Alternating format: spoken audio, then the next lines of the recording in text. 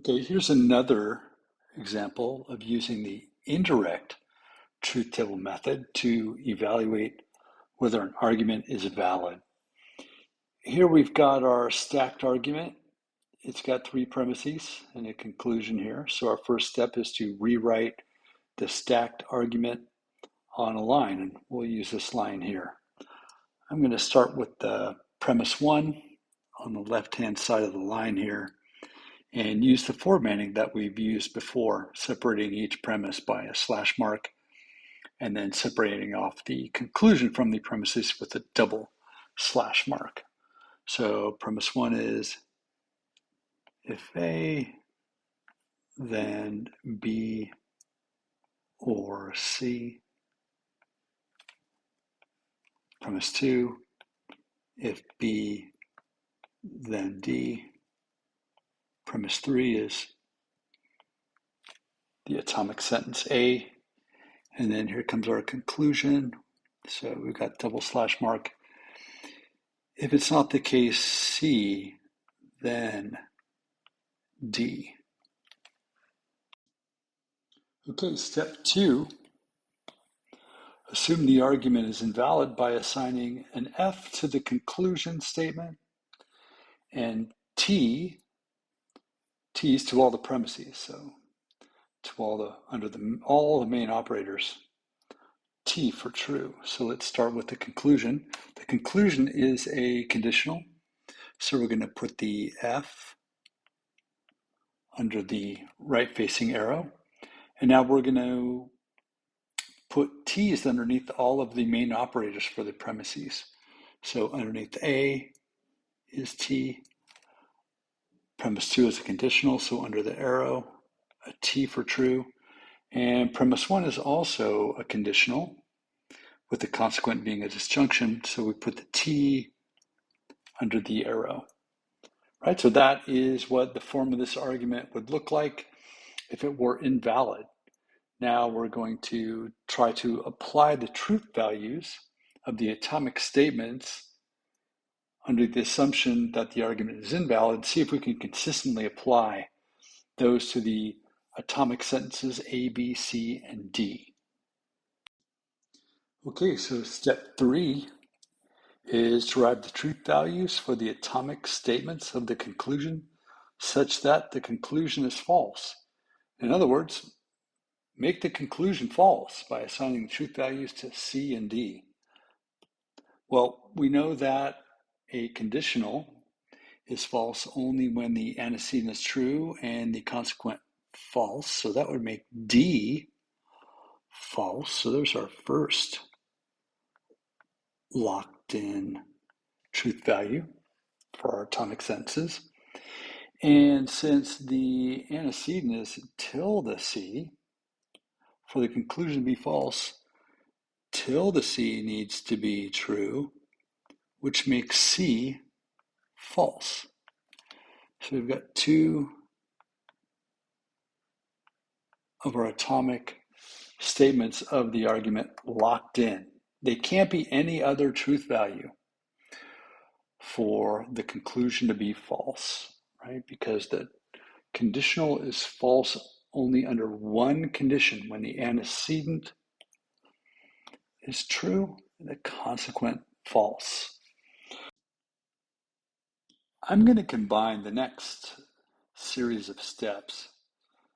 The basic idea here is now we have to derive the truth values for the atomic statements of the premises, all three premises, such that all the premises are true. So normally I would do step four, which would be dealing with premise three, step five, which would deal with premise two, and step six, which would deal with premise one. But we're doing the same thing. We're just applying it to three different premises. So I'll go slow, and I don't think it'll be hard to follow along.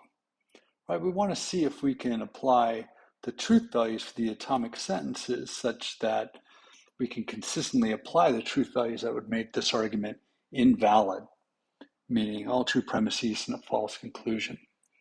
Well, we've already done A. A is A. So we can add that to our set of locked-in terms here, locked-in truth values. So we can move right to, let me help you out, premise 3, premise 2, premise 1, just to kind of keep track. There's a lot of yellow writing here on black background.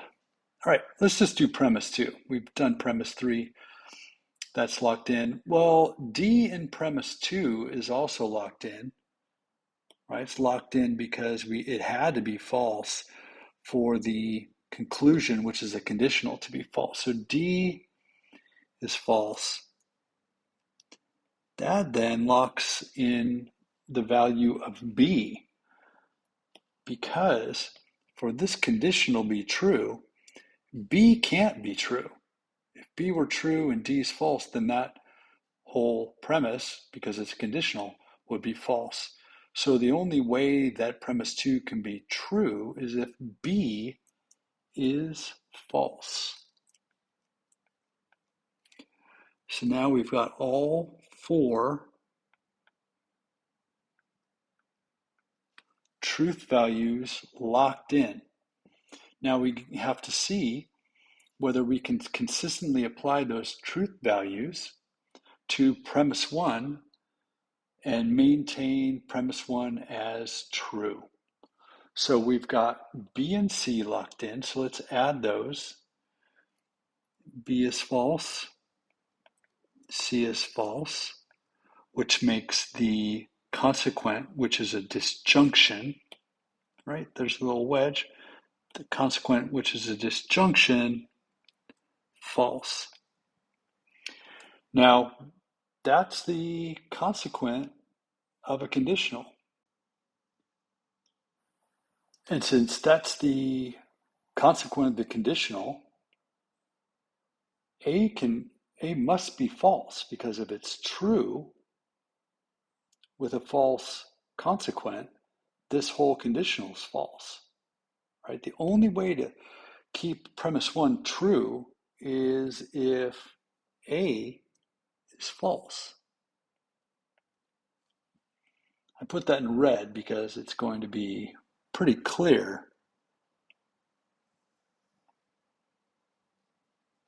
how we have a contradiction here. Remember, premise 3, A had to be true because it's a premise. But in order to make premise 1 true, A has to be false because the consequent is false. In other words, if A were true, we couldn't have a true conditional. So here we have our first instance of our inability to consistently apply the truth values to the argument such that the argument is invalid. We can't consistently apply it. We have a contradiction where A is true and false at the same time on the same row. Since this conclusion can only be false in one way, premise 3 can only be true in one way, premise 3 can only be true in one way, and premise 1 can only be true in one way, but in that way, it creates a contradiction with premise 3, the truth value of A with premise 3. We cannot consistently apply the truth values to this argument on the assumption that it's invalid, therefore it's valid. So, contradiction